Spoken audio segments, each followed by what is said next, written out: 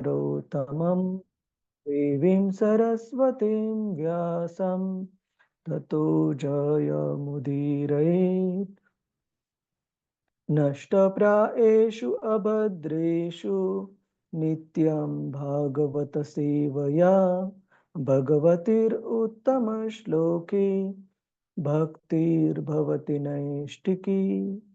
कृष्णाय वासुदेवाय देवकी नन्दनाय च नन्दगोपकुमाराय गोविन्दाय नमो नमः। ॐ अज्ञानतिमिरन्धस्य ज्ञानाञ्जनशलाकया चक्षुरुन्मिलितं येन तस्मै श्रीगुरवे नमः। श्रीचैतन्यमनोभीष्टं स्थापितं येन भूतले स्वयं रूप कदा मह्यं ददाति स्वपदान्तिकं। वन्देऽहं श्रीगुरो श्रीयुतापदकमलं श्रीगुरोन् वैष्णवांश्च। श्रीरूपं सागरजातं सहगना रघुनाथान्वितं तं सजीवं साद्वैतं सावधूतं परिजनसहितं कृष्णचैतन्यदेवं श्रीराधा कृष्णपदान् सहगना ललिता श्रीविशाखान्वितांश्च। हे कृष्ण करुणा सिन्धु दीनबन्धु जगत्पते गोपेश गोपिका कान्त श्रीराधाकान्त नमोऽस्तुते। तप्त कांचन गौरांगी श्रीराधे वृंदावनेश्वरी वृषभानुसुते देवी प्रणमामि हरिप्रिये। वाञ्छाकल्पतरुभ्यश्च कृपा सिन्धुभ्य एव च पतितानां पावनेभ्यो वैष्णवेभ्यो नमो नमः। नमः ॐ विष्णुपदाय कृष्णप्रेष्ठाय भूतले श्रीमते भक्तिवेदान्त स्वामिनिति नामिने। नमस्ते सरस्वते देवे गौरवाणी प्रचारिणे निर्विशेष शून्यवादी पाश्चात्यदेशतारिणे। जय श्री कृष्ण चैतन्य प्रभु नित्यानंद श्री अद्वैत गदाधर श्रीवास आदि गौर भक्त वृंदा। हरे कृष्ण कृष्ण कृष्ण हरे हरे हरे राम राम राम हरे हरे। हरे कृष्णा प्रभुजी माताजी सर्वांचं स्वागत आहे आजच्या श्रीमद भागवतम चर्चेमध्ये। थोडंसं आपण रिवाइज करू मागच्या वेळेला जी आपण चर्चा केलेली खूप महत्वाच्या मुद्द्यावर चर्चा श्रीमद भागवतामध्ये या श्लोकांमध्ये होत आहे। ते म्हणजे अर्जुन स्वतःच्या उदाहरणावरून दाखवत आहेत की कशा प्रकारे कठीण परिस्थितीमध्ये एका व्यक्तीने कशी स्वतःची बुद्धी स्थिर ठेवायला पाहिजे, विशेषतः भक्तांनी। आणि कोणी सांगू शकेल का प्रभुजी माताजी की अर्जुनाने ह्या कठीण परिस्थितीमध्ये ज्या वेळेस भगवंतांचं जे फिजिकल प्रेझेन्स व्यक्तिशः जो सहवास होता पांडवांना तो आता नाहीसा झालेला आहे। भगवंतांनी आपल्या व्यक्तिशः लीला या पृथ्वी तलावरच्या संपुष्टात आणून भगवत धामात परतल्यानंतर तर कशा प्रकारे अर्जुनाने स्वतःची बुद्धी स्थिर केली आणि स्वतःला सावरलं या कठीण परिस्थितीमध्ये। हरे कृष्ण। प्रभूची भगवंतांची शिकवण आठवून भगवद्गीतेतून। हा खूप छान माताजी की भगवंतांची शिकवून आठवून जो उपदेश भगवंतांनी कुरुक्षेत्राच्या युद्धभूमीवर अर्जुनाला केलेला तो उपदेश अर्जुनाने आठवला।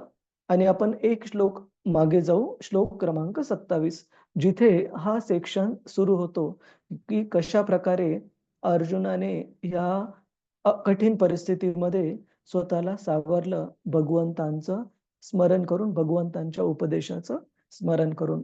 तर हा 27वा श्लोक जो आपण मागच्या वेळेला घेतला होता, परत एकदा आपण म्हणू आणि इथून आजच्या चर्चेची सुरुवात करूया. तर कृपया आपण सर्वांनी म्हणण्याचा प्रयत्न करा.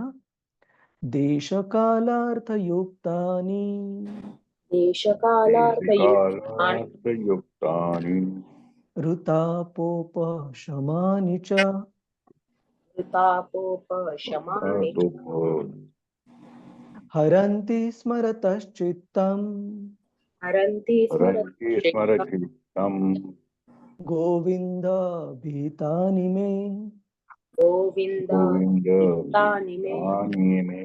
तर भगवंतांचा अशा प्रकारे उपदेश हा याचा फायदा काय? हा उपदेश आठवण्याचा अर्जुन इथे सांगत आहेत.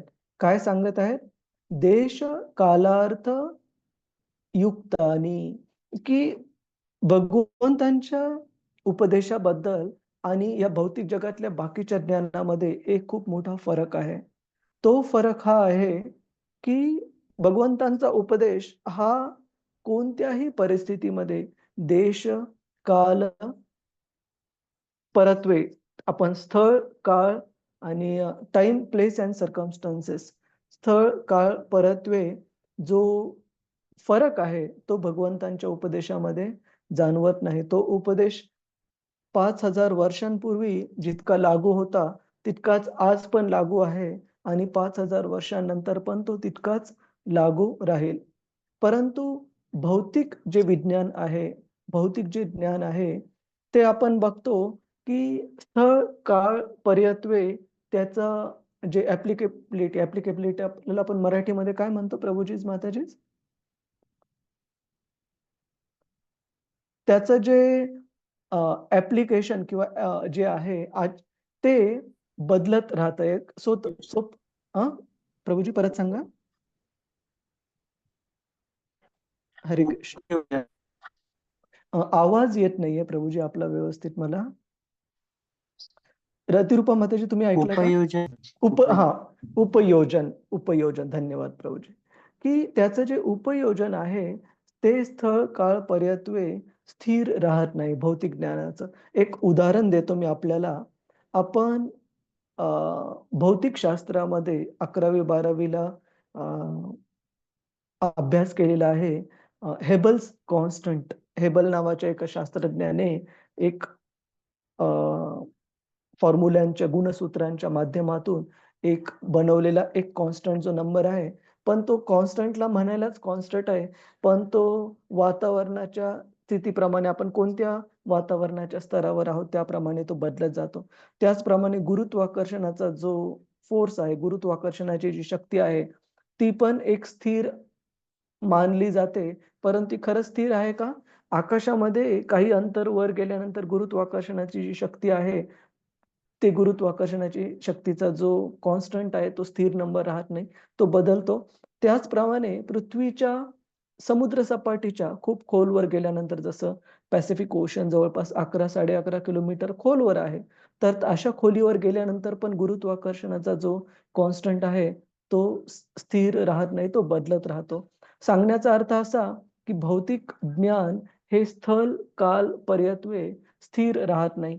त्याचप्रमाणे अजून एक उदाहरण द्यायचं झालं, तर विज्ञानामध्ये आपण पाहतो अ, असं मानलं जायचं अगोदरच्या वर्षांमध्ये, काळामध्ये, की अग्नीमध्ये कोणताही जीव तग धरू शकत नाही, जिवंत राहू शकत नाही. त्याच्यामुळे आपल्या लहानपणी तुम्हाला लक्षात असेल प्रभुजीज, माताजीज, की डॉक्टर ज्यावेळेस कधी इंजेक्शन द्यायचे, उकळत्या पाण्यामध्ये सुया ठेवलेल्या असायच्या आणि त्या उकळत्या पाण्यामधली एक सुई घ्यायची आणि इंजेक्शन द्यायचे. पण नंतर असं पाहिलं गेलं, विज्ञानाला समजलं, की अरे, असं नाही की उकळत्या पाण्यामध्ये सर्व जंतू मृत्यू पावतात. असे काही बॅक्टेरिया आहेत, जे की उकळतं पाणीच काय, अग्नीमध्ये पण तग धरू शकतात, जिवंत राहू शकतात. ज्याला फायर बॅक्टेरिया नाव दिलं नंतर विज्ञानाने. आणि अशा प्रकारे नंतर ते उकळत्या पाण्यातून सुई घेऊन इंजेक्शन देण्याची जी पद्धत होती, ती बदलण्यात आली आणि प्रत्येक रुग्णासाठी इंजेक्शन देताना नवीन स्टरलाइज्ड सुई वापरली जाते. तर याच्यानुसार आपण पाहतो की विज्ञानाचे जे शोध आहेत किंवा जे कन्क्लुजन आहेत ते स्थळ, काळ, पर्यत्व नेहमी बदलत राहतात.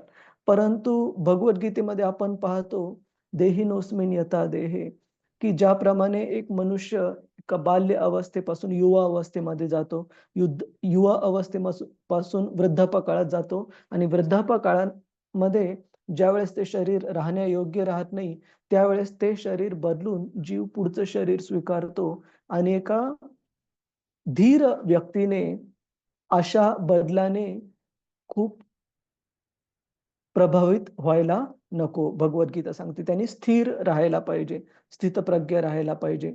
तर हे जे भगवंतांनी दिलेलं ज्ञान आहे, 5000 वर्षांपूर्वी जेवढं लागू होतं, तेवढं आज पण लागू आहे आणि आज नंतर 5000 वर्षांनी पण ते तेवढंच लागू राहील. तर त्याच्यामुळे भगवंतांनी दिलेल्या ज्ञानाला शास्त्रामध्ये म्हटलं जातं अपौरुषेय. अपौरुषेय म्हणजे कोणत्याही साधारण व्यक्तीने दिलेलं ते ज्ञान नाहीये. देश, काल इत्यादी अनुसार ते ज्ञान बदलत नाही, तर तेवढंच तो उपदेश, ते ज्ञान तेवढंच लागू राहतं.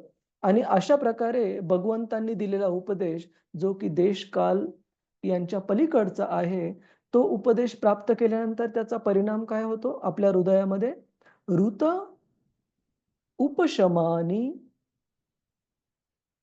ऋत उपशमानी च हरंती स्मरतश्चित्तम, की जो ताप आहे, तो ताप म्हणजे जी धगधग आहे हृदयामध्ये, की एखादी गोष्ट आपल्याला पटणारी झालेली नाहीये किंवा दुःख देणारी झालेली आहे. त्या तापापासून त्या तापाला शमन करण्याचं जी शक्ती आहे, ती भगवंतांच्या उपदेशामध्ये आहे. आणि अर्जुन स्वतःच्या उदाहरणावरून दाखवत आहे, की कशाप्रकारे असे पांडव ज्यांच्यासाठी भगवंत म्हणजे ते त्यांच्यासोबत बसायचे, रोज प्रसाद घ्यायचे, बोलायचे, प्रत्येक छोट्या गोष्टीला त्यांचं मत विचारायचे, त्यांचा उपदेश करायचे आणि त्याप्रमाणे स्वतःच्या जीवनातलं प्रत्येक कार्य पार पाडायचे. अशा पांडवांसाठी कशाप्रकारे भगवंत गेल्यानंतर त्यांचे भगवद्गीतेचे उपदेश हे असा ताप शमवणारे ठरले. आणि त्याच्यानंतर काय होतं? हरंती स्मरतश्चित्तम, आणि आपलं जे चित्त आहे, ते इतर कोणत्या भौतिक शोकामध्ये, भौतिक चिंतेमध्ये गुंतलेलं चित्त आहे, ते आकृष्ट करून, हरण करून भगवंतांवर केंद्रित करण्यामध्ये भगवंतांचे हे उपदेश स्मरण करणं आपल्याला मदत करतं. गोविंद भीतानि मे, आणि अशा प्रकारे त्या भगवंतांनी दिलेल्या उपदेशाकडे मी आता आकृष्ट होत आहे, हे युधिष्ठिर महाराज असं अर्जुन सांगत आहेत. आणि तो उपदेश हृदयामध्ये प्राप्त केल्यानंतर पुढे काय परिणाम झाला त्यानंतर अर्जुनाच्या, ते आपण पुढच्या श्लोकावर पाहू. श्लोक क्रमांक 28. येथून आजची चर्चा सुरुवात करूया. कृपया श्लोक म्हणण्याचा प्रयत्न करा. सूत उवाच सूत उवाच एवं चिन्तयतो जिष्णो एवं चिन्तयतो जिष्णो कृष्णपाद सरोरुहम् कृष्णपादसरोरुहम् सौहार्देन अतिगाढेन सौहार्देनातिगाढेन शान्तासीद्विमलामतिः.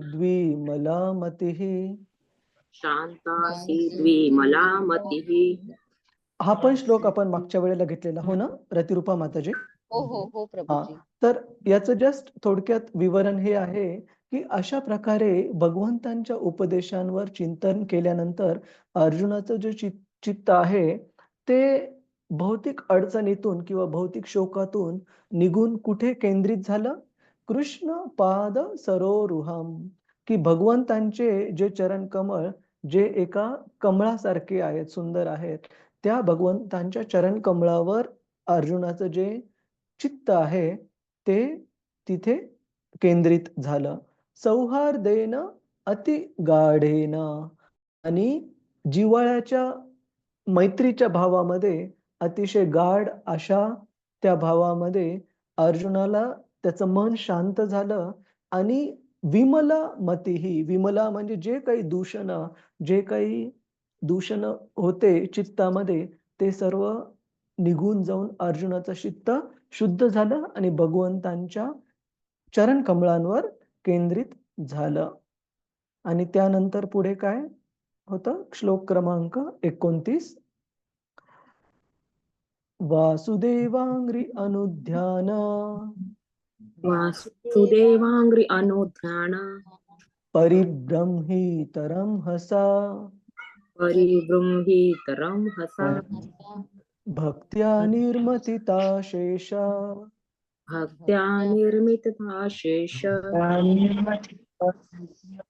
कषायधीशनोऽर्जुनः कषायधीशण अर्जुनः.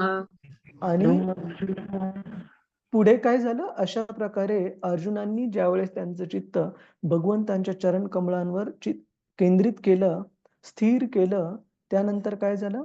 भगवान श्रीकृष्णांच्या चरण कमळांच्या सततच्या चिंतनाने अर्जुनाची भक्ती तीव्रतेने उत्कर्ष पावली आणि परिणामतः त्याच्या मनातील सर्व विकार लोप पावले. की अर्जुनाची जी भक्ती होती काही काळापुरता असं वाटत होतं की अरे, भगवंतांनी अर्जुनाला व्यक्तिशः इतके चांगले उपदेश दिले आणि आता भगवंत गेल्यानंतर काय ते उपदेश सगळे नाहीसे झाले का? नाही.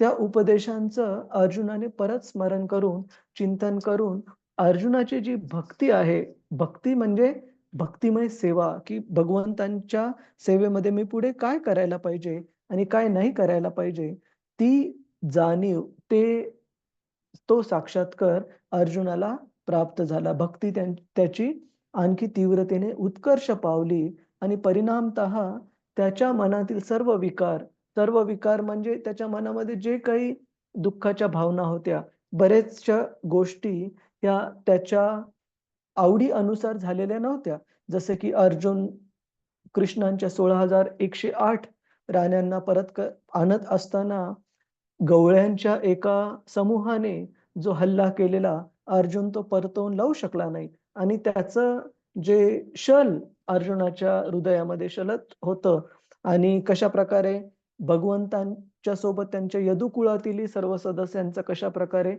भगवंतांच्या गमना अगोदर विनाश झालेला आहे, ते पण अर्जुनाच्या आणि युधिष्ठिर महाराजांच्या मनामध्ये जे शलत होतं की हे सर्व यदुकुळ अचानक कसं नाहीसं झालं, ते सर्व विकार भगवंतांच्या चरण कमळांवर त्याचं चित्त स्थिर झाल्यामुळे हे सर्व विकार अर्जुनाचे लोप पावले. कुणाला वाचायचं आहे का? प्रभुजीज, माताजीज, हरे कृष्ण तात्पर्य. हरे कृष्ण. मी वाचू प्रभूजी, कोण वाचत नाही तर? एकच मिनिट हा. संजना योजना माताजींनी अनम्यूट केलेला, तुम्ही पुढचं वाचा. हो चालेल. वाचते हरे प्रभूजी. कृष्ण. हा माता, हरे हरे कृष्ण. कृष्ण प्रभूजी. भगवान श्रीकृष्णांच्या चरण कमळांच्या सततच्या चिंतनाने अर्जुनाची भक्ती तीव्रतेने उत्कर्ष पावली आणि परिणामतः त्याच्या मनातील सर्व विकार लोप पावले. तात्पर्य: मनातील भौतिक इच्छा हाच भौतिक दूषणांचा मळ होय. अशा दूषणांमुळे जीवाला आध्यात्मिक अस्तित्वास हतोत्साहित करणाऱ्या अनेक विसंगत गोष्टींना तोंड द्यावे लागते. बद्ध जीव जन्मोजन्मी अनेक सुखद आणि दुःखद तत्वांनी जखडून गेलेला आहे. अर्थातच ती सर्वच मिथ्या आणि तात्कालीन असतात. भौतिक इच्छांच्या प्रक्रियांच्या रूपाने ती संचित होतात. परंतु जेव्हा आपण भक्तीद्वारे भगवंतांच्या विविध शक्तींच्या माध्यमातून भगवंतांच्या संपर्कात येतो, तेव्हा सर्व भौतिक इच्छांचे उघडे स्वरूप प्रत्ययास येते आणि प्राणी मात्रांची बुद्धी खऱ्या अर्थाने शांत होते. अर्जुनाने भगवद्गीतेत सांगितलेल्या उपदेशाकडे ध्यान वळविताच भगवंतांशी असलेल्या त्याच्या शाश्वत संगतीचा खरा रंग प्रकट झाला आणि अशा रीतीने सर्व भौतिक दूषणांतून मुक्त झाल्याचा त्याला प्रत्यय आला. हरे कृष्ण प्रभूजी, सादर प्रणाम. धन्यवाद माताजी. हरे कृष्ण. तर इथे सांगितलेलं आहे की भगवंतांच्या भक्तीमध्ये आपलं चित्त स्थिर असणं याच्या विरुद्ध अवस्था आहे की आपलं चित्त, एक मिनिट, कृष्ण, आपलं चित्त हे खूप साऱ्या दिशांमध्ये विभागलेलं असणं, एक चित्त, एक स्थिर चित्त नसणे. तर भागवत सांगतं, की हे चित्त माफ करा, स्थिर नसण्याचं कारण आहे आपल्या भौतिक इच्छा. आणि त्या भौतिक इच्छा कशाप्रकारे बुद्धी अस्थिर करतात, याच्याबद्दल पण भगवद्गीतेमध्ये सांगितलेलं आहे. श्लोक क्रमांक 40, अध्याय क्रमांक 2. श्लोक क्रमांक 40 मध्ये भगवद्गीता सांगते, अध्याय क्रमांक 2 च्या व्यवसायात्मिका बुद्धिर एकेह कुरुनंदन बहुशाखा हि अनंताश्च बुद्धयो अव्यवसायिनाम. की असा व्यक्ती जो भक्ती मार्गामध्ये जोडलेला आहे, त्याचं जी बुद्धी आहे, ती व्यावसायिकात म्हणजे एखाद्या व्यापाऱ्यासारखी फोकस्ड. जसं व्यापाऱ्याचं चित्त हे खूप अधिकाधिक लाभ कमवण्यावर असतं. त्याच प्रकारे अशा भक्ताचं चित्त हे अधिकाधिक आध्यात्मिक लाभ प्राप्त करण्यावर असतं. भगवंतांच्या सेवेवर स्थिर असतं. परंतु जे भक्तीमध्ये नाहीयेत, अशा व्यक्तींचं जे चित्त आहे, बहुशाखाही अनंताश्च बुद्धयो अव्यवसायिनाम. की अशा व्यक्तीचं व्यवसायित्मका म्हणजे फोकस्ड अटेन्शन, केंद्रित अशी स्थिर बुद्धी त्या व्यक्तीला प्राप्त होणं शक्य नाही, जो की खूप साऱ्या भौतिक इच्छांनी प्रभावित आहे.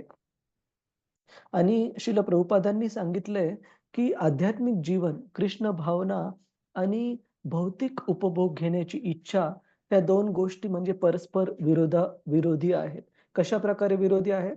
उदाहरण दिलं जातं, की जशा प्रकारे आपण यज्ञामध्ये खूप छान अग्नी प्रज्वलित केलेला आहे आणि यज्ञामध्ये आपण आहुती देत आहोत आणि त्या आहुती दिल्यानंतर काय करत आहोत आपण, त्याच्यामध्ये एक तांब्या भरून त्या यज्ञाच्या कुंडावर जर पाणी टाकलं, तर तो जो यज्ञ अग्नी आहे, तो धगधगता अग्नी हा नष्ट होईल. त्याचप्रमाणे आपल्या आध्यात्मिक जीवनामध्ये ज्यावेळेस आपण भौतिक उपभोगांच्या इच्छा कृष्ण भावनेसोबतच पोषत राहतो, त्या पण कृष्ण भावनेसोबतच चालल्या जातात पुढे. त्या इच्छा आपले जे आध्यात्मिक प्रगती आहे, ज्याप्रमाणे ते यज्ञाचा अग्नी शमून जाईल ते पाणी टाकल्यामुळे, त्याच प्रकारे आपली आध्यात्मिक प्रगती ही खुंटते, ही शमून जाते, ज्यावेळेस आपण भौतिक उपभोगाच्या इच्छांनी त्या भौतिक उपभोगाच्या इच्छा ह्या कृष्ण भावनेसोबतच पोसत राहतो. मग तुम्ही म्हणाल, की याचा अर्थ असा आहे, की त्या भौतिक इच्छा पूर्ण संपल्या पाहिजेत, जर आपल्याला कृष्ण भावनेमध्ये प्रगती करायची आहे तर? तर त्याचं उत्तर हो पण आहे आणि नाही पण आहे, की आपण स्वतःच्या शक्तीवर तर त्या इच्छा संपवू शकत नाही. कारण जीवाचं नेचर, जीवाचा स्वभाव आहे, की तो थिंकिंग, फीलिंग आणि विलिंग म्हणजे इच्छा नियमित करणं हे जीवाचं एक लक्षण आहे. त्या इच्छा आपण थांबवू शकत नाही, संपवू शकत नाहीत. परंतु त्या इच्छांना भगवंतांच्या सेवेमध्ये जोडून निश्चित आपण भक्तीमध्ये प्रगती करू शकतो. उदाहरणार्थ, कोणत्या आपल्यापैकी कोणी व्यक्ती असेल, ज्याला संगीताचं चांगलं ज्ञान आहे.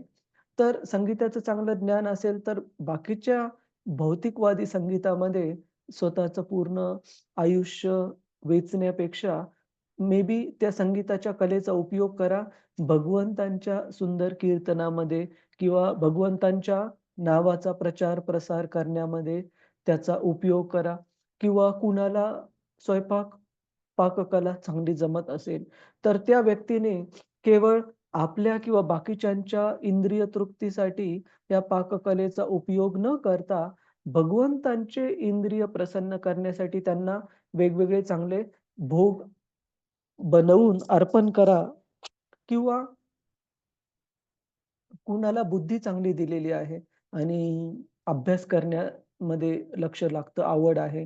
तर अशा व्यक्तीने की केवळ आपल्या आध्यात्मिक अभ्यासामध्ये पूर्ण जीवन वेचण्यापेक्षा त्या करिअर सोबतच भगवद्गीता, भागवतम इत्यादी ग्रंथांचा व्यवस्थित प्रकारे अभ्यास करा, समजून घेण्याचा प्रयत्न करा, प्रचार-प्रसार करण्याचा प्रयत्न करा.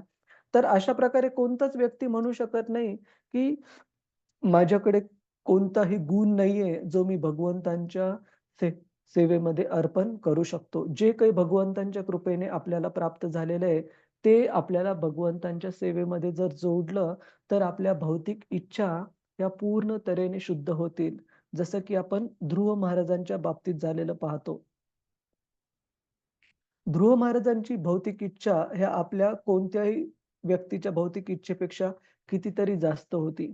त्यांना एक असं राज्य पाहिजे होतं, जे त्यांच्या पंजोबांच्या म्हणजे ब्रह्माजींच्या पण राज्यापेक्षा, ब्रह्म लोकापेक्षा पण महान आहे, असं राज्य पाहिजे होतं. ध्रुव महाराजांचे वडील उत्तानपाद महाराजांचे वडील स्वयंभुव मनू आणि स्वयंभुव मनूचे वडील ब्रह्माजी. म्हणजे आपल्या पंजोबांपेक्षा श्रेष्ठ असं राज्य ध्रुव महाराजांना पाहिजे होतं. आणि भगवंतांच्या कृपेने त्यांना ते प्राप्त झालं. जरी त्यांना ते भगवंतांचं दर्शन प्राप्त झाल्यानंतर ध्रुव महाराज म्हणाले की हे प्रभू, मला माफ करा की मी काचेच्या तुटलेल्या तुकड्यांसाठी शोधत होतो आणि मला आज तुमच्या दर्शन रूपाने काय प्राप्त झालेलं आहे? खराखुरा हिरा प्राप्त झालेला आहे. तर मला ते काचेचे तुकडे नको आहेत आता. मला ती भौतिक इच्छा मी जी केलेली ती नको आहे आता. पण भगवंतांनी ध्रुव महाराजांचं हृदय शुद्धीकरण करून ती इच्छा पण पूर्ण केली. तर सांगण्याचा उद्देश हा की आपल्याला इच्छा त्याग करायच्या नाहीयेत, सोडायच्या नाहीयेत. त्या इच्छा भगवंतांच्या सेवेमध्ये जोडायच्या आहेत आणि ज्या काही भगवंतांच्या कृपेने आपल्याला वेगवेगळ्या क्षमता प्राप्त झालेल्या आहेत, त्या क्षमतांचा उपयोग भगवंतांच्या सेवेमध्ये आपल्याला करायचा आहे. जसं की काही उदाहरणाद्वारे मी सांगितलं. आणि अशा प्रकारे जर आपण भगवंतांच्या सेवेमध्ये आपले जे काही गुण भगवंतांच्या कृपेने प्राप्त झालेले आहेत, ते जोडण्याचा प्रयत्न केला, तर आपल्या मनातील जे कोणते दूषण आहेत, मळ आहे, तो मळ पूर्ण, ते विकार पूर्ण स्वच्छ होतील, लोप पावतील. आणि पुढे अर्जुनांनी अशा प्रकारे भगवंतांच्या उपदेशाचं स्मरण केल्यामुळे काय झालं? श्लोक क्रमांक 30 मध्ये आपण पाहू. हरे कृष्ण कृष्ण कृष्ण हरे हरे, हरे राम राम राम हरे हरे. गीतं भगवता ज्ञानं गीतं भगवता ज्ञानम् यत्तत् संग्राममूर्धनि संग्राममूर्धनि कालकर्मतमोरुद्धम् कालकर्मतमोरुद्धम् पुनरद्य गमत्प्रभुः. पुनरद्यगमत्प्रभुः. आणि या श्लोकामध्ये महत्वाचा शब्द आहे पुनरद्य गमत प्रभुः, की कशा प्रकारे अर्जुनाचे जे इंद्रिय, जे अर्जुनाच्या भगवंतांपासूनच्या विरहामुळं काही काळापुरते असं वाटलं की काय अर्जुन ते सर्व भगवंतांचे उपदेश विसरला गेला, की भगवंत प्रत्यक्षित रूपे अर्जुनाच्या समोर उपस्थित नसताना काय जे इंद्रिय कंट्रोल म्हणजे काय म्हणतो आपण मराठीमध्ये माताजी? इंद्रियांना संयम. इंद्रियांचं जे संयमन आहे, जे भगवंतांनी इतक्या व्यवस्थितरित्या विस्तृतरित्या अर्जुनाला शिकवलेलं, ते संयमन काय पूर्ण ढिलं पडलंय का? तर असं अजिबात नाहीये. अशा प्रकारे भगवंतांच्या भगवद्गीतेच्या उपदेशांना स्मरण करून अर्जुन पुन्हा स्वतःच्या पायावर उभं राहिला. स्वतःच्या पायावर उभं राहणं म्हणजे पुन्हा इंद्रियांना पूर्ण त्यांनी प्रभुत्व प्राप्त केलं. इंद्रियांना पूर्ण वश केलं त्या भगवंतांच्या उपदेशाचं स्मरण करून. संजना माताजी तुम्ही वाचा. हरे कृष्ण. हरे कृष्ण प्रभूजी, धन्यवाद. भगवंतांच्या लीला तथा कृत्यांमुळे आणि त्यांच्या अनुपस्थितीमुळे असे भासले की त्यांनी मागे ठेवलेला संदेश अर्जुन विसरला होता. परंतु वस्तुतः तशी स्थिती नव्हती. त्यांनी इंद्रियावर प्रभुत्व मिळवले होते. तात्पर्य: बद्ध जीव काळाच्या शक्तीमुळे स्वतःच्या काम्य कर्मामध्ये पूर्णपणे बांधला जातो, परंतु भगवान जेव्हा भूलोकी अवतीर्ण होतात तेव्हा ते काळाच्या शक्तीने प्रभावित होत नाही. अर्थात त्यांना काळाची भूत, वर्तमान, भविष्य ही संकल्पना बाधत नाही. भगवंतांची कृत्य शाश्वत आहे. ती त्यांच्या आत्ममायेने किंवा अंतरंग शक्तीने संपन्न होतात. भगवंतांच्या लीलांचा स्वभावच दिव्य आहे. परंतु अल्पज्ञानी जनांना अशा लीला भौतिक कार्यांच्या पातळीवरील आहेत असे वाटते. भगवान आणि अर्जुन हे देखील विरुद्ध पक्षाप्रमाणेच कुरुक्षेत्राच्या युद्धात संलग्न होते दिसत होते. परंतु वस्तुतः भगवंत आपला अवतीर्ण होण्याचा उद्देश पूर्ण करण्यात अर्जुनासह निमग्न होते. त्याच वेळी आपला नित्य सखा अर्जुन यांच्या संगतीचा निर्वाह देखील करीत होते. असे असल्या कारणाने बाह्यतः भौतिक वाटणारी अर्जुनाची कृत्य त्याला दिव्य स्थितीतून दूर करू शकले नाही. उलट त्यामुळे भगवद्गीतेविषयी त्याची भावना पुन्हा जागृत झाली. अशा भावनेच्या जागृतीचे आश्वासन भगवंतांनी गीतेमध्ये दिले आहे.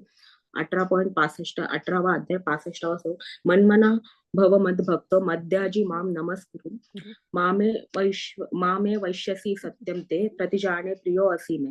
मनुष्याने निरंतर भगवंतांचे चिंतन करावे, मनास त्यांची विस्तृती होऊ नये, त्यांचे भक्त व्हावे, त्यांना नमस्कार करावा. जो असा भगवंतांच्या चरण होऊन त्यांच्या शंका नाही. अर्जुन भगवंतांचा अंतरंग सखा असल्याने हे रहस्य सांगितले. अर्जुनाला नातेवाईकांशी युद्ध करण्याची इच्छा साठी तो युद्धात उतरला. तो सदैव त्यांच्या इच्छित कार्याचा संदेश विसरला आहे असे वाटले तरी भगवंतांच्या स्वधाम गमनानंतर देखील तो त्याच दिव्य स्थितीत स्थिर राहिला होता. प्रत्येकाने आपल्या जीवनातील कर्तव्याची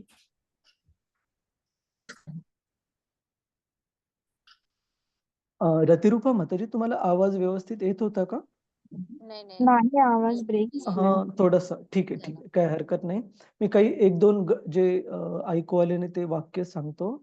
म्हणून जे कन्क्लुजन काय सांगितलं तात्पर्यामध्ये, म्हणून प्रत्येकाने आपल्या जीवनातील कर्तव्यांची भगवंतांच्या इच्छेशी सुसंगती साधली पाहिजे. त्यामुळे भगवत धामाची प्राप्ती निश्चित होऊ शकेल. ही जीवनाची परमसिद्धी होय. धन्यवाद माताजी. श्रील प्रभुपाद की जय. तर आपल्या इच्छांची, कर्तव्यांची भगवंतांच्या इच्छेशी सुसंगती साधण्याचा अर्थ काय? जसं अर्जुनाच्या बाबतीमध्ये आपण पाहतो की कुरुक्षेत्राच्या युद्धाच्या सुरुवातीला ज्यावेळेस अर्जुनाने पाहिलं की त्याचे पूज्य असे वरिष्ठ व्यक्ती जसं भीष्मदेव, अर्जुनाचे ग्रेट ग्रँडफादर पंजोबा, किंवा अर्जुनाचे गुरुवर्य द्रोणाचार्य, किंवा अर्जुनाचे वरिष्ठ शल्य, किंवा अर्जुनाचे प्रिय बंधू दुर्योधन, दुःशासन इत्यादी, किंवा त्यांचे लेकरं बाळ मुलं, अशा प्रियजनांना ज्यावेळेस अर्जुनाने समोर पाहिले त्यावेळेस अर्जुन कुरुक्षेत्राचं युद्ध सोडून जाण्याकरिता तयार होता. जरी त्यांना पूर्ण राज्य प्राप्त होणारे काही हरकत नाही, परंतु मी माझ्या प्रियजनांना, माझ्यापेक्षा श्रेष्ठ वरिष्ठांना अशा प्रकारे युद्धामध्ये त्यांच्यावर वार करू शकत नाही.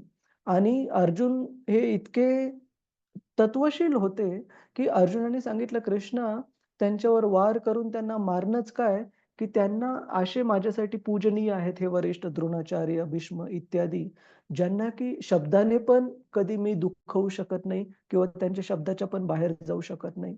परंतु एवढे सर्व युद्ध न करण्याची इच्छा असताना पण ज्यावेळेस भगवंतांनी अर्जुनाला सांगितलं की हे जे कुरुक्षेत्राचे युद्ध आहे ते अर्जुनाला किंवा युधिष्ठिर महाराजांना राज्य प्राप्त करण्यासाठी नाहीये. हे जे कुरुक्षेत्रातील युद्ध भगवंत घडवून आणत आहेत ते धर्माचं राज्य स्थापित करण्यासाठी भगवंत घडवून आणत आहेत.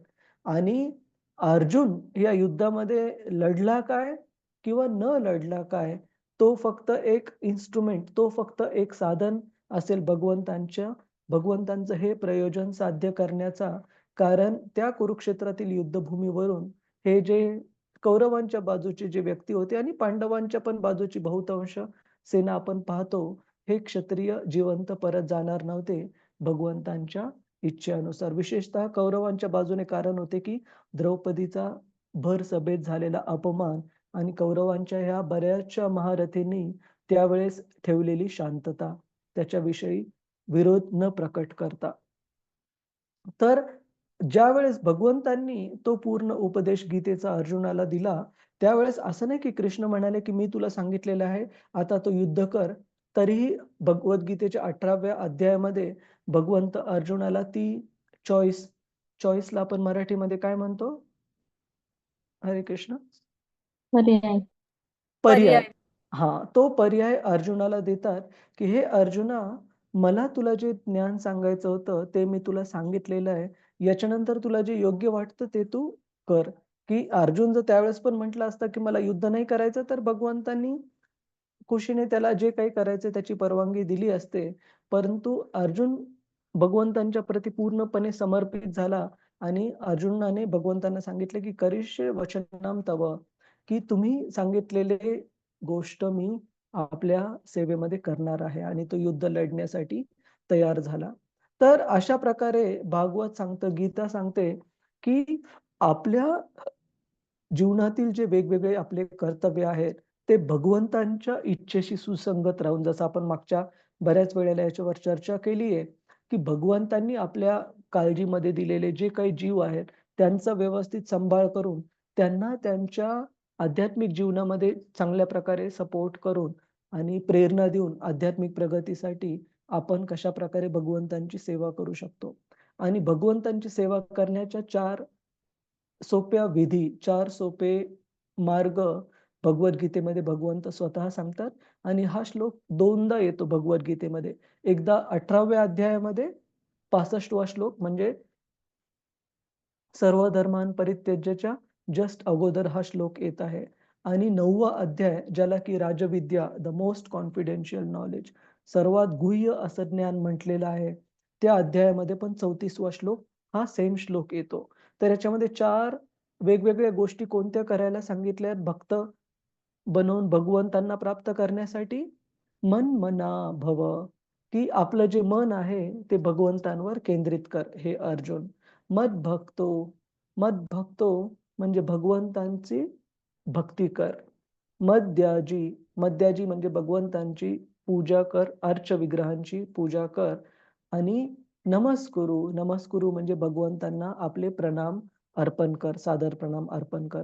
आणि ह्या जर 4 गोष्टी अर्जुना तू जर केल्या, तर काय होईल? मामई वैश्यसी सत्यम ते प्रतिजाने प्रियोसी मे, की अशा रीतीने ह्या 4 साधारण गोष्टी जो कोणी व्यक्ती करू शकतो आपल्या जीवनामध्ये. भगवंतांवर आपलं मन केंद्रित करणं, त्यांचं भक्त बनणं, त्यांची अर्चविग्रहांची पूजा करणं आणि भगवंतांना नमस्कार अर्पण करणं. हे जो कोणी व्यक्ती करेल, त्याला निःशंकपणे भगवत धाम प्राप्त होईल. मामय वैश्यसी सत्यम ते प्रतिजाने प्रियोसी मे, की निःशंकपणे भगवंतांच्या आशीर्वादाने त्यांना भगवंतांच्या चरणकमळांचा आश्रय प्राप्त होईल, अशा व्यक्तीला. म्हणून आपल्याला काय आवडतं, काय आवडत नाही, काय प्रिय आहे, काय अप्रिय आहे, याच्यापेक्षा महत्त्वाचं आहे भगवंतांना काय प्रिय आहे, काय अप्रिय आहे. आणि भगवद्गीतेसारख्या ग्रंथामध्ये खूप साध्या सरळ प्रकारे भगवंतांनी हे मांडलेलं आहे, की भक्ताचे कोणते गुण भगवंतांना खूप आवडतात, भगवंतांना खूप प्रिय आहेत. तुम्ही जर 12वा अध्याय पाहिला डिव्होशनल सर्व्हिस, मराठीमध्ये काय टायटल आहे? रतिरूपा माधवी? भक्ती योग. भक्ती भक्ती योग. हां, भक्ती योग. तर या अध्यायामध्ये तुम्ही जर पाहिलं, प्रत्येक श्लोकाची शेवटची ओळ संपते अशा गुणाचा भक्त हा भगवंतांना खूप प्रिय आहे या अर्थाने. म्हणजे भगवंतांनी खूप ब्लॅक अँड व्हाईट सरळ-सरळ सांगितलेलं आहे, की कोणते-कोणते वेगवेगळे गुण आहेत, जे आपण आपल्या जीवनामध्ये आचरणात आणू शकतो, ज्याने आपण भगवंतांना खूप प्रिय होऊ. तर फक्त समर्पणाची आवश्यकता आहे आणि भगवंतांना समर्पण करणं काही अवघड नाहीये. या 4 ज्या गोष्टी मी तुम्हाला सांगितल्या, भगवंत अर्जुनाला सांगतात. कुणी साधारण मनुष्य पण करू शकतो. त्यासाठी खूप ज्ञानी, विद्वान, खूप श्रीमंत असण्याचं कोणी गरज नाहीये. आणि अशा प्रकारे आपण ज्यावेळेस आपले कर्तव्य, आपले कार्य भगवंतांच्या इच्छे अनुरूप जोडतो, ज्या प्रकारे अर्जुनाने जोडले, त्यानंतर अशा व्यक्तीला भगवत धाम निश्चित प्राप्त होईल. आपण पुढे जाऊ. कुणाचा काही प्रश्न असेल प्रभुजीज माताजीज कृपया सांगा. हरे कृष्ण. बसण्यामध्ये थोडीशी अडचण होते, पण आपण थोडा वेळ अजून चर्चा करूया. हरे कृष्ण. श्लोक क्रमांक 31. विशोको ब्रह्म संपत्त्या विशोको ब्रह्म संपत्त्या सच्चिन् अद्वैत संशयः सच्चिदद्वैत संशयः संशयः लीन प्रकृती नैर्गुण्यात् लीन प्रकृती नैर्गुण्या अलिंगत्वाद संभवः. अलिंगत्वात् संभवः. कुणाला वाचायचंय का प्रभुजीज माताजीज? हरे कृष्ण. प्रभुजींपैकी कुणाला वाचायचंय का? हरे कृष्ण. प्रवीण जाधव प्रभू, नवनाथ प्रभू, संतोष कुलकर्णी प्रभूजी, शुभम प्रभू. हरे कृष्ण प्रभू. हा लीना माताजी तुम्ही पुढचं वाच. ठीक आहे. ठीक आहे. हरे कृष्ण. नवनाथ प्रभूजी तुम्ही वाचणार होते का? का संतोष प्रभू? आपल्यापैकी कोणी पण. नाही मी ऑफिसमध्ये. मी वाचू का? हा चालेल चालेल प्रभूजी. हरे कृष्ण. तो आध्यात्मिक संपत्तीने संपन्न असल्यामुळे त्यांच्या द्वैताचा संयम पूर्णपणे तुटलेला होता. अशा रीतीने तो त्रिगुणातून मुक्त होऊन दिव्यत्वात स्थित झाला. तो आता जन्म मृत्यूच्या फेऱ्यात पडणे मुळीच शक्य नव्हते, कारण तो भौतिक स्वरूपापासून वेगळा झाला होता. तात्पर्य, द्वैताचे संशय देहात्मबुद्धीपासून उत्पन्न होतात. अल्पबुद्धीने लोक भौतिक देहालाच आत्मा मानतात. आपण आपल्या भौतिक शरीराची ओळख स्वतःशी करीत असतो आणि हा आपल्या अज्ञानाचा सर्वात मूर्खपणाचा भाग होता. अज्ञानामुळे देहासंबंधी सर्व गोष्टी स्वतःच्याच समजल्या जातात. मी आणि माझे या अपसमजातून निर्माण झालेला संशय दुसऱ्या शब्दात सांगावयाचे तर, माझा देह, माझे संबंधी, माझी पत्नी, माझी मुले, माझी संपत्ती, माझा देश, माझा समाज आणि शेकडो सहस्रो अशा प्रकारच्या भ्रामक संकल्पना यामुळे बद्ध जीव अगदी गोंधळून जातो. भगवद्गीतेचा उपदेश आत्मसात केल्याने या गोंधळापासून निश्चितपणे मुक्तता होते. कारण वासुदेव भगवान श्रीकृष्ण सर्व काही आहेत हे जाणणे हेच वास्तविक ज्ञान आहे. त्यात स्वतःचाही अंतर्भाव होतो. प्रत्येक जण त्यांच्याच अंगभूत शक्तीच्या संशय मात्राचा आविष्कार आहे. ती शक्ती आणि तो शक्तिमान हे अभिन्नच आहेत. त्यामुळे अशा पूर्ण ज्ञानाने द्वैताची संकल्पनाच विरघळून जाते. भगवद्गीतेच्या उपदेशाचे स्मरण करून अर्जुनाला आपला नित्य सखा भगवान श्रीकृष्ण यांच्या संबंधीची भौतिक कल्पना मनातून नष्ट करणे शक्य झाले. त्यालाच हे कळू आले की भगवंत आपल्या लीला, आपला उपदेश, आपले रूप, आपले गुण आणि आपला संबंधी सर्व गोष्टीशी सन्निध उपस्थित आहेत. आपला सखा श्रीकृष्ण आपल्या अभिन्न शक्तीद्वारे आपल्या जवळ अद्यापि दिव्य रूपाने उपस्थित आहेत. त्याच्या इथे थांबू आपण संतोष प्रभू. इथे आपण याच्या जेवढं तुम्ही वाचलं त्याच्यावर चर्चा करू की ह्या ज्या संकल्पना आहेत, मी, माझं कुटुंब, माझी पत्नी, मुलं, घरदार, नातेवाईक, मित्र, समाज, देश इत्यादी, ह्या सर्व संकल्पनांना भ्रम का म्हटलेलं आहे प्रभूजीज माताजीज? कोणी सांगेल का की ह्या संकल्पनांना भ्रम म्हणजे खरं आपली ओळख नाहीये असं का म्हटलेलं आहे? हरे कृष्ण प्रभूजी, जन्मोत प्रणाम प्रभूजी. हे सर्व शरीराच्या थ्रू आलेले आहेत आणि आपण आत्माने ओळखलं जातो.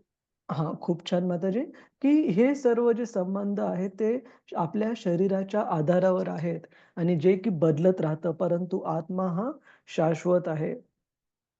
एखादा प्रभूजीच माताजी माफ करा, मला ना उलटीसारखं होतंय, तर आपण पुढच्या वेळेला कंटिन्यू करू माताजी. ठीक आहे? ठीक आहे, तब्येत ठीक आहे. ठीक. हरे कृष्ण. मी ठेवतो प्रभूजी. हरे कृष्ण माताजी. प्रभूजी. हरे कृष्ण. हरे कृष्ण.